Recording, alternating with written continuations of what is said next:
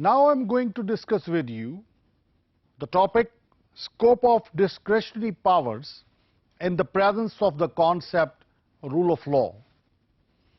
My dear students, what is rule of law? Rule of law means कानून की हुक्मरानी. No one is above the law. जो भी एक fixed principle बना दिया गया है, everybody has to follow that particular principle.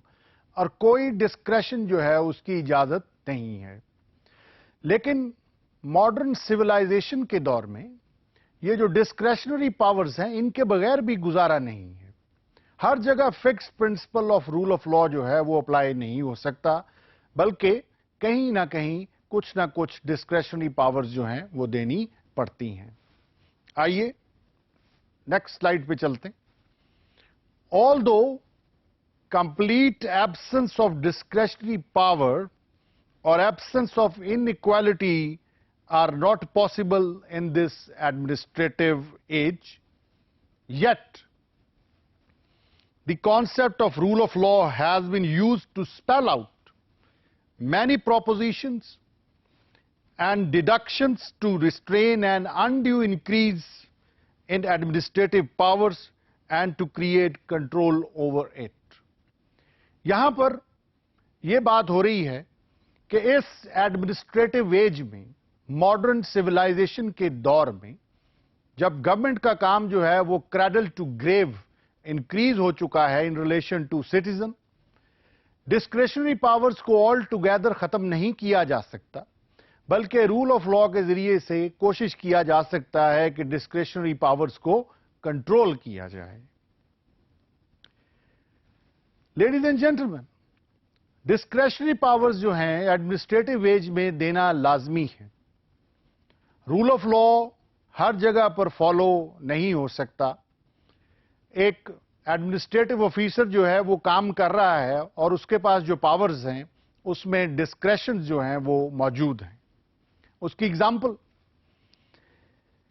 The grant of wide discretionary powers to ministers is now a settled feature of legislature. Legislature जो है वो फिक्स्ड रूल ऑफ लॉज तो बना देती है और फिर उसके साथ साथ ये एक प्रैक्टिस है कि लेजिस्लेचर जो है वो वाइड डिस्क्रेशनरी पावर्स जो हैं वो मिनिस्टर्स को कन्फर भी करती है. दूसरी एग्जांपल जिसमें डिस्क्रेशन का इस्तेमाल मौजूद है, that is criminal courts usually have wide discretionary powers with regard to punishment.